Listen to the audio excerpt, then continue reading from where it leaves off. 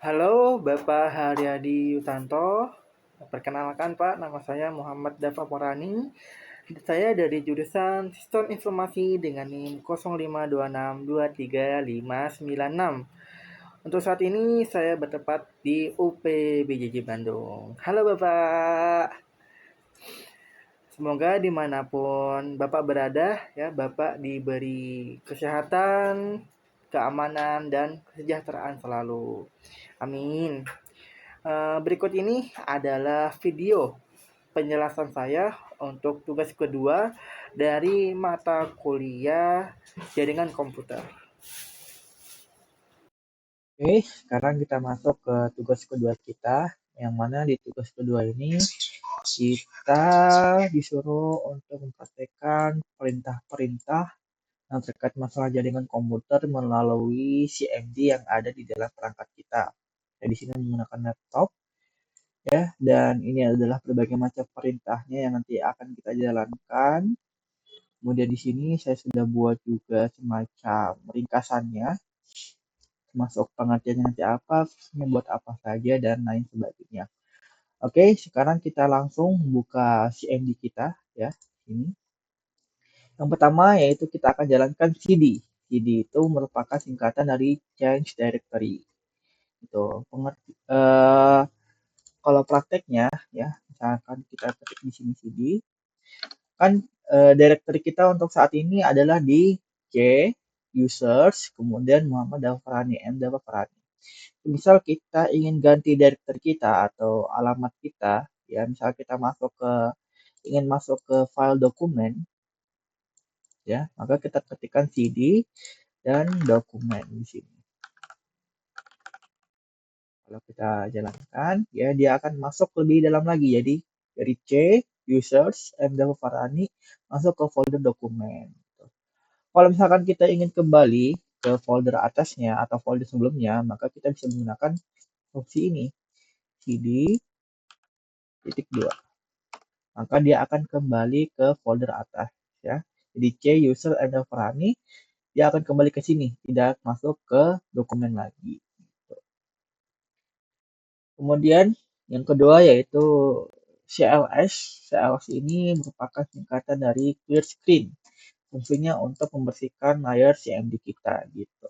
Kalau misalkan kita ketikkan di sini, dia akan meng-clear atau menghapus semua informasi sebelumnya gitu.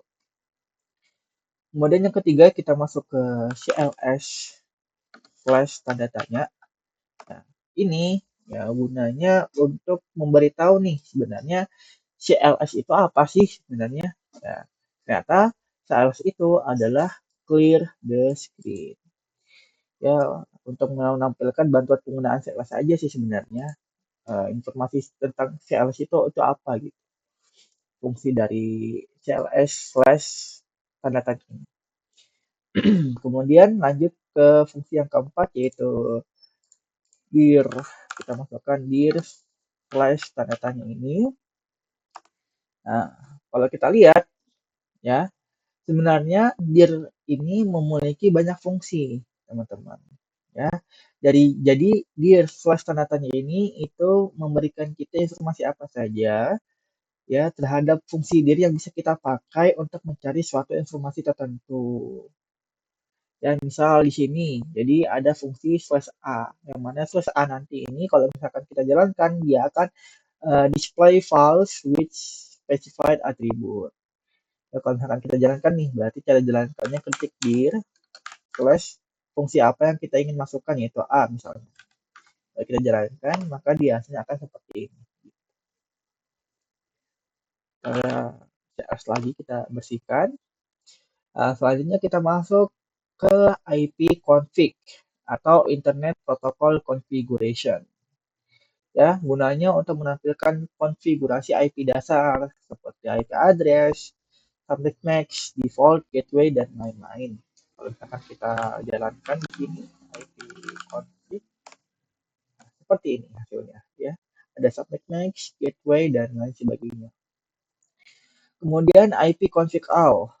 Ya, lanjut ke nomor 6, IP config all. IP config all.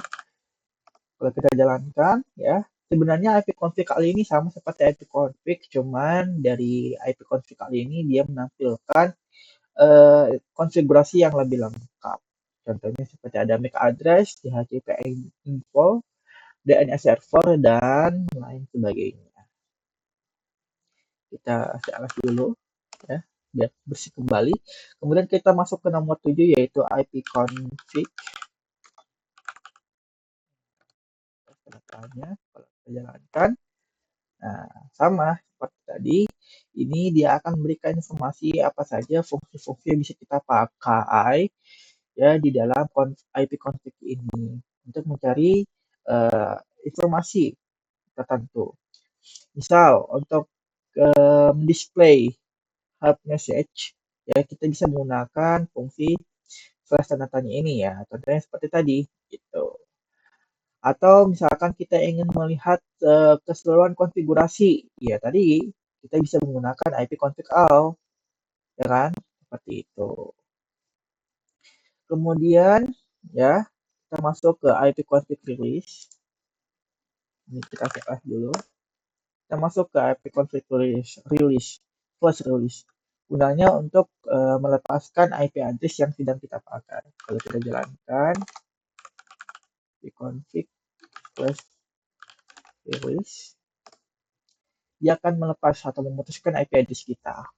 Nah, cara untuk menghubungkan kembali ya dengan cara ini sama juga nih IP config slash ini.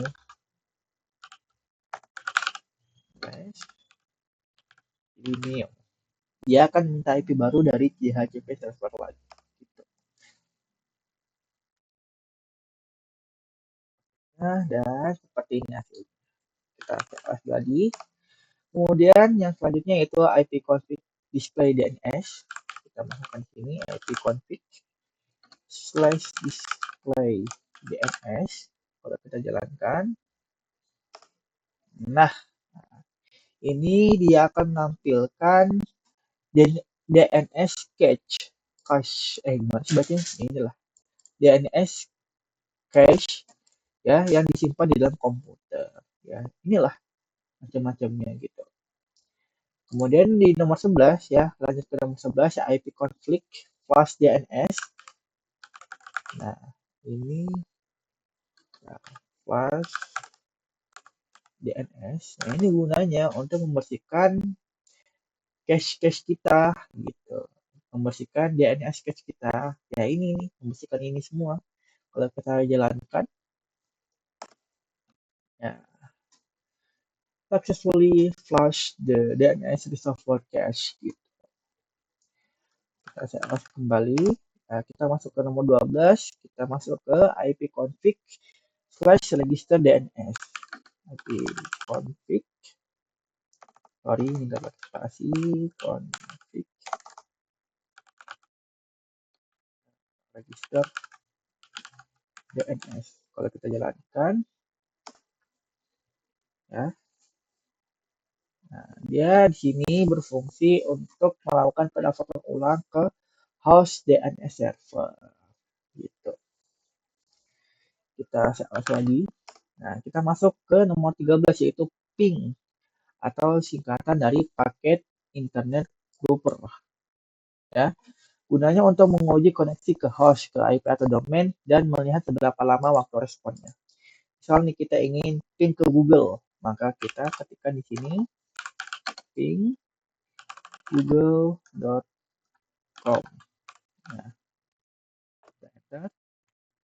Nah, di sini dia memproses terlebih dahulu.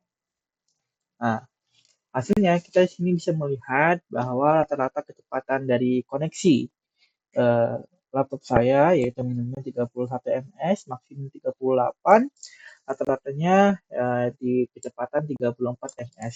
Dan kita bisa lihat di sini ya, kita mencoba mengirim paketnya 4, yang diterima juga 4, lossnya atau hilangnya 0. Dalam arti seluruh paket yang kita kirim semuanya diterima dan tidak ada yang loss atau kehilangan atau tertinggal gitu. Yang menunjukkan bahwa koneksi atau jaringan di laptop saya yang sedang saya pakai itu stabil dan sehat gitu. Tidak ada error. Contohnya seperti itu. Kita share lagi. Kita masuk ke Nestat, ya singkatan dari network statistik. Gunanya untuk menampilkan koneksi mana saja yang aktif, serta port yang digunakan itu apa saja, beserta listening portnya. Kalau kita jalankan, Nestat, oh iya, sorry. Nestat, kurang T ya, sorry. Kita flash dulu, net,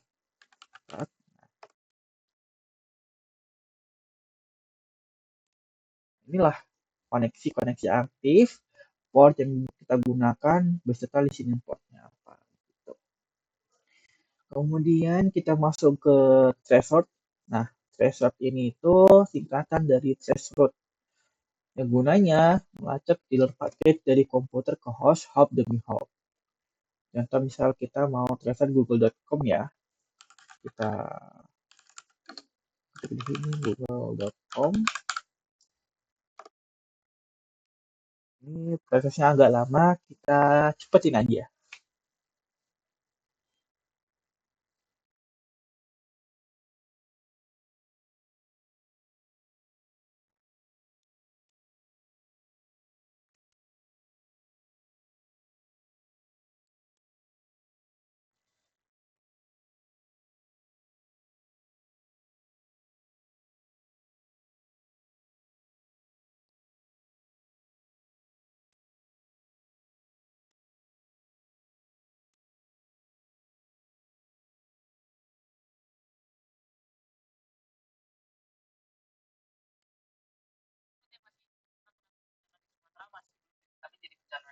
Penting banget untuk memahami kriteria daripada penetapan status bencana nasional.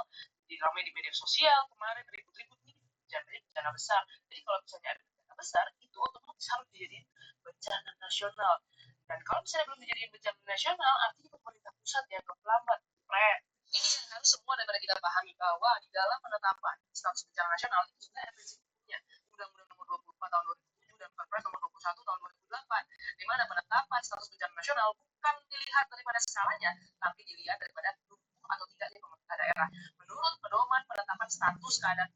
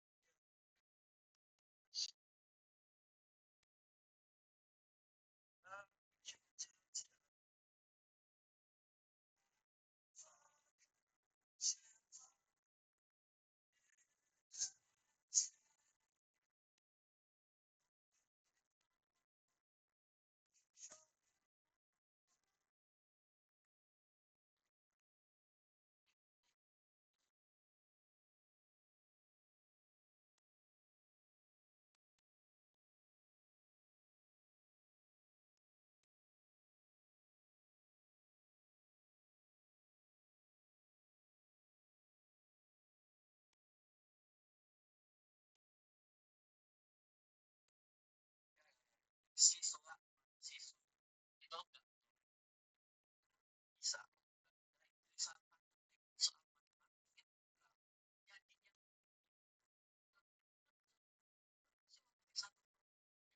siswa mahasiswa buat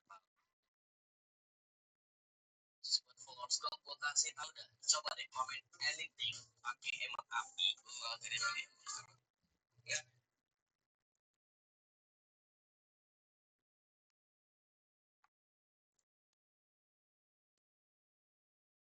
Oke, nah di sini kita melihat hasilnya, yaitu ini dia melalui 24 hop, yang mana ya ini merupakan RTT-nya atau runtime trip-nya, ya kurang lebih seperti itu dari fungsi tracer.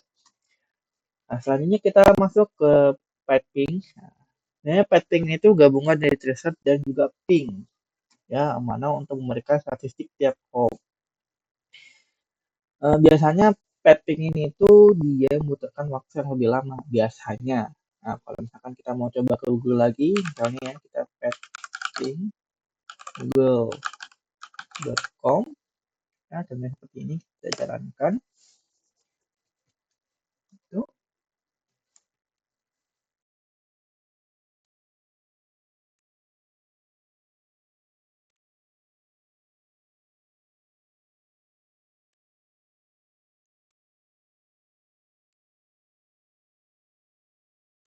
ya lagi di proses terlebih dahulu teman-teman.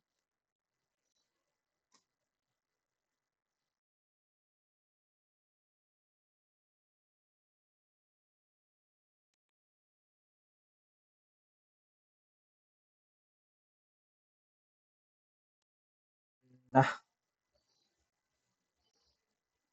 kita bisa lihat ya di sini ya RTT-nya round time trip-nya sebesar 26 ms.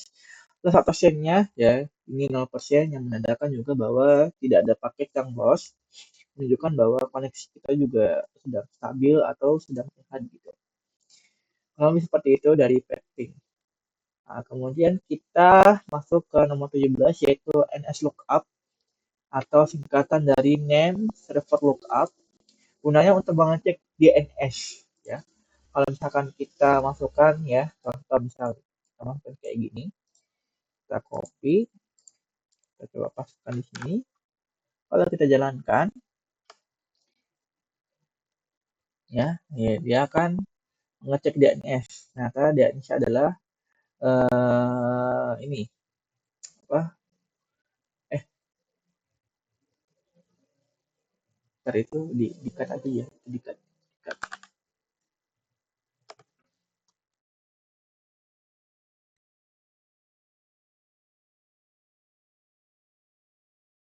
Selanjutnya kita masuk ke 17 yaitu NS lookup atau singkatan dari name server lookup. Gunanya untuk mengecek DNS, IP dari domain atau domain dari IP. Tuh. Contoh kita bisa masukkan di sini ya. Kita masukkan ke sini ya, ini akan seperti ini. Servernya DNS Google addressnya 888, name-nya yaitu berarti google.com ya, addressnya sekian. Kemudian kita masuk ke NAS. Ya, NAS ini merupakan singkatan dari network shell. Kita hapus dulu sini. Ya.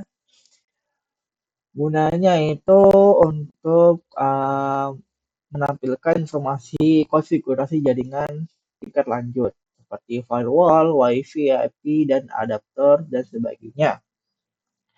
Contohnya bisa kita masukkan ya ini Nash VLAN Show Profiles, gunanya untuk melihat semua daftar profil WiFi. Kalau misalkan kita masukkan ke sini, ya, ini adalah koneksi-koneksi yang pernah terhubung atau yang pernah laptop saya simpan. Ini tuh semuanya profilnya seperti ini. Kemudian masuk ke nomor 19 yaitu root. Ya, kita hapus dulu sini. Root ini untuk melihat dan mengelola routing table. Contoh misalkan kita ingin melihat routing table, maka kita masukkan di sini root print. Nah, ini yang kelihatan lah root table kita gitu. Dan yang terakhir yaitu net. Net ini gunanya untuk mengelola jaringan Windows, mulai dari user, service, sharing, dan lain-lain. Kalau misalkan kita masukkan, ya, misalnya kita ingin memasukkan net user, ya, gunanya ini untuk melihat daftar user. Kalau misalkan kita print di sini, ya, sini usernya yaitu administratornya Dava, M. Davrani, di default akunnya seperti ini, dan ya inilah hasil dari net user itu untuk melihat daftar user di perangkat kita. Kurang lebih seperti itu. Sekian Pak video penjelasan dari saya, bila mana di dalam video kali ini masih banyak terdapat kekurangan dan kesalahannya. Saya mohon maaf yang sebesar-besarnya. Saya ucapkan terima kasih banyak atas perhatian Bapak. Sampai berjumpa lagi di tugas ketiga nanti. Dadah Bapak.